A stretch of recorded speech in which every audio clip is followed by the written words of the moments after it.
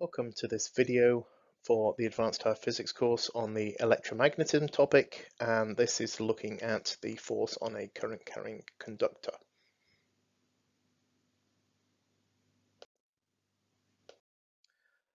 So this is what we're going to look at in this video. We're going to look at solving problems involving the force on a charge carrying particle because it's in a magnetic field, and in particular those charges in this case are within the current carrying wire.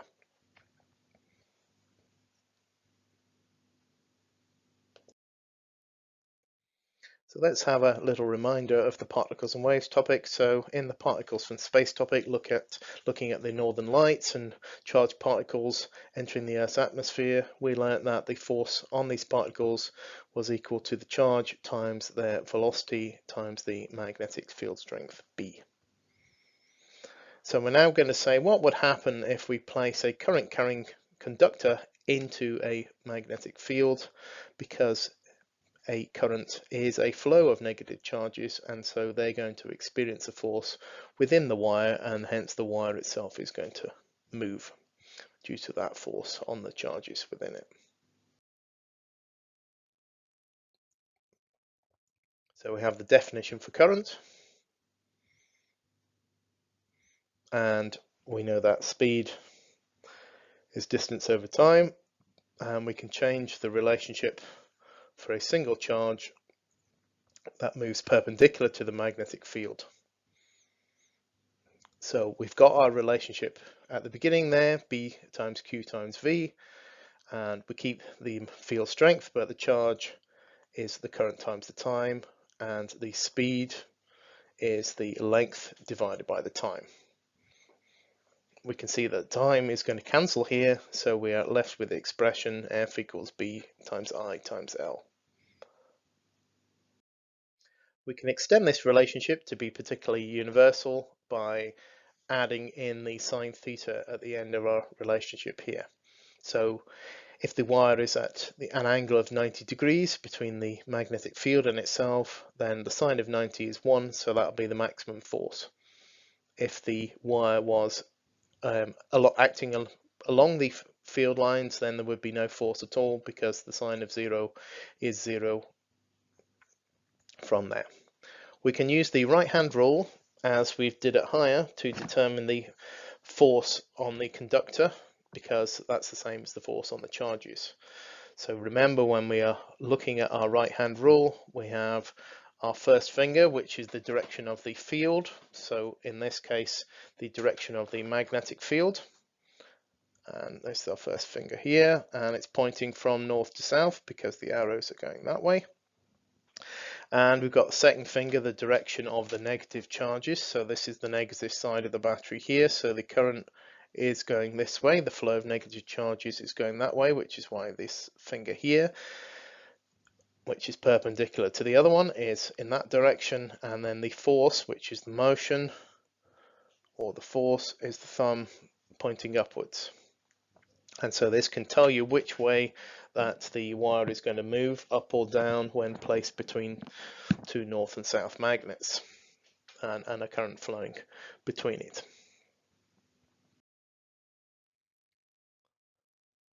So B is the magnetic field strength, or the magnetic induction, and magnetic induction is measured in Tesla. And the definition for the Tesla is the magnetic induction that we need to produce a force of 1 Newton on a wire of 1 meter with a current of 1 amp placed in that 1 Tesla field. Okay, so this is coming from that. We're saying, what if we've got a 1 Newton is 1 Tesla with 1 amp with 1 meter perpendicular to the field. Okay, or we can define our field in terms of F divided by I times L. So although we have the unit for Tesla, this is equivalent to newtons divided by amps divided by meters. 1 Tesla is a very large unit of magnetic induction. The more common values for magnetic induction or magnetic fields on, say, your fridge magnets are much smaller than that. We're talking millitesla. The strongest magnets that are are about 10 Tesla in total. Some of the semiconductor magnets on things like the Large Hadron Collider or MRI scanners. So there is an experiment that you can do to determine the force on a conductor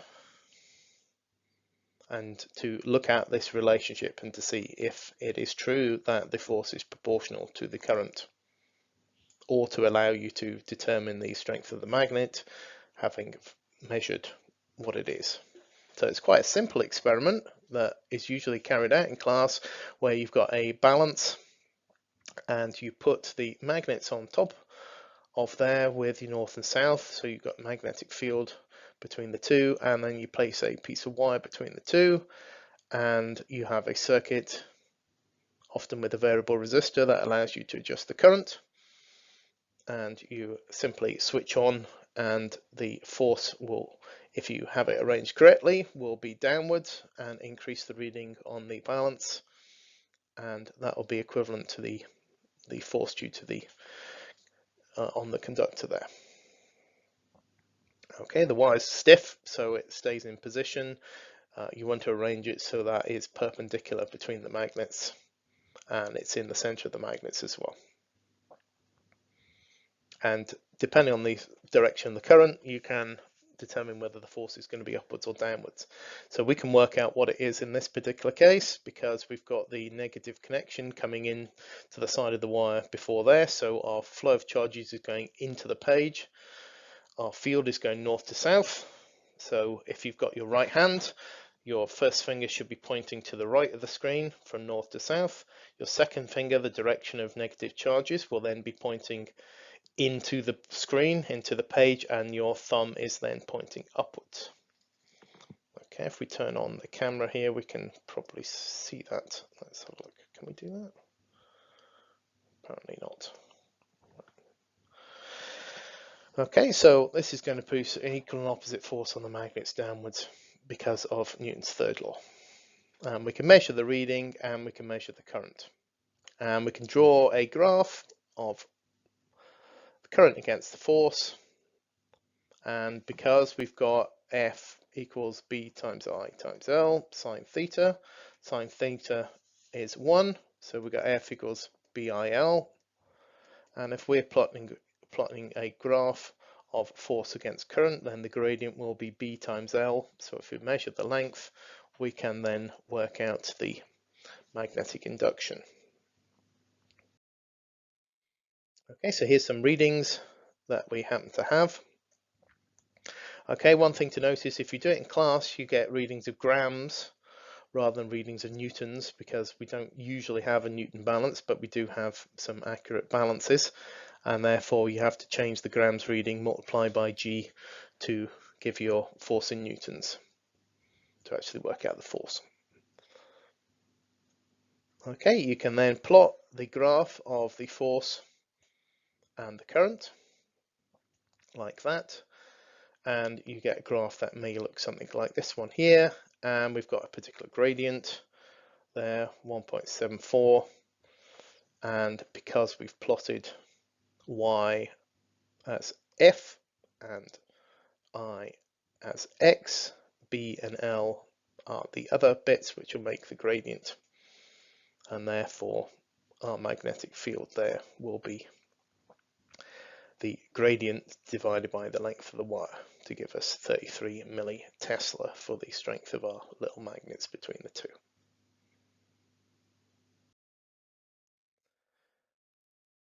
Now, the motion of a current carrying wire, or the force that's generated on it between magnets, is fundamentally important for electrical generation and for electric motors. And this puts together things that we've learnt from the previous topic when we looked at rotational motion.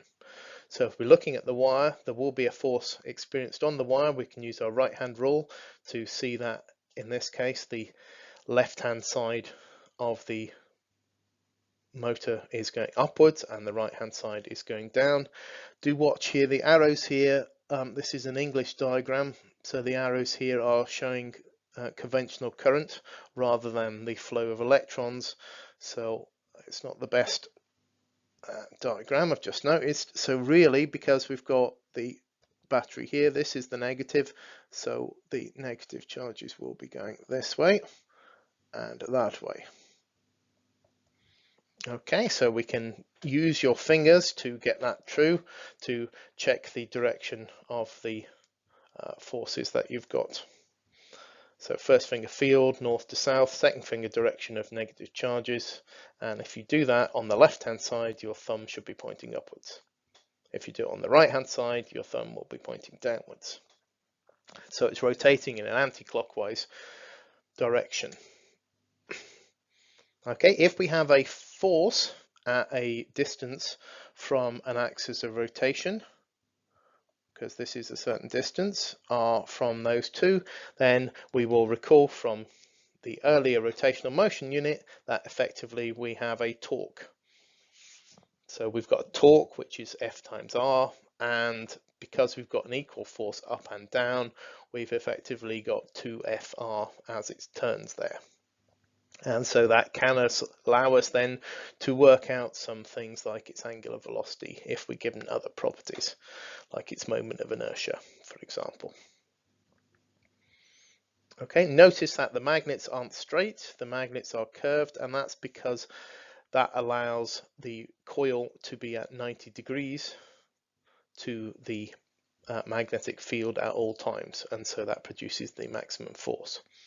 Now this is a really simple motor. In reality, most motors have multiple rotating coils so that the coil is within the magnetic field all the time, because when this one coil motor is at the top, then it's only the inertia that keeps the coil rotating to get to the other side there. If that's not there, then it will stop. So it's much better to have multiple coils, which provides the motor to be much smoother than it happens to be. The commutator, the bit at the start there, this is to ensure that when it's done a half turn, that the current through the coil that was on the right hand side but is now, when it's turned round on the left hand side, flows in the opposite direction, so we get a continual rotation rather than a twisting forth and backwards. Okay, so there will be some questions that ask you to apply your knowledge of torques, etc., to electric motors as well. Okay, so if we now move on to looking at the magnetic field around this current carrying wire, then we can use what we call the left hand grip rule. So you take your left hand, as shown on the right there, and your fingers curl round in a clockwise direction if you're looking down from the thumb. So in this case, the thumb is the direction of the movement of the current, upwards in this particular case, and then you have a radial field around a current carrying wire. And so the question is, which way round is the radial field?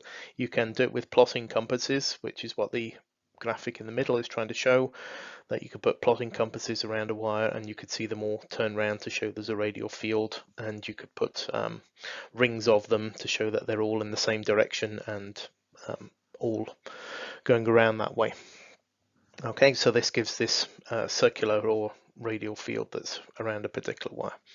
And of course that makes sense, because if you've got a current carrying wire within a magnetic field, then two magnets experience a force from each other, so that's what's taking place. We can work out what the size of the magnetic field is by using something called a Hall probe, which is a measure of magnetic fields. We'll talk a little bit more later about how they work from there, and it's found that as you get further away, that the magnetic field strength decreases in proportion to 1/r, and it also depends upon the current through the wire. So if you have twice as much current, you get twice as much magnetic field around that particular current carrying wire. So we can come up with a relationship that shows that the magnetic field is proportional to the current and inversely proportional to the radius. The question is, what is the constant? And the constant is what we call the permeability of free space, mu naught over 2 pi. And it turns out that mu naught is 4 pi times 10 to the minus 7. So let's have a look here. So we've got a magnetic center or a Hall probe, and it's a certain distance from a current carrying wire with the current in the wire going downwards. And we're asked to use the data to calculate the current in the wire, given that the magnetic induction measured is 5 micro Tesla at 0.1 meters. So we're using the relationship that we've just seen there, B equals mu naught over 2 pi I over R, and we're just rearranging for the current, which will be B times R over our particular constants. Okay, notice that the pi's cancel, so we get 2 times 10 to the minus 7 on the bottom line. So we get a current of 2.5 amperes. Okay, so we've looked at the relationships between forces and charges, F equals BQV. We've looked at the relationship between force and a current carrying conductor. In particular, F equals BIL, or F equals BIL sine theta if there's an angle between the wire and the magnetic field, if it's not perpendicular to the field. And then latterly there we've looked at the magnetic field strength around a current carrying wire at a particular distance.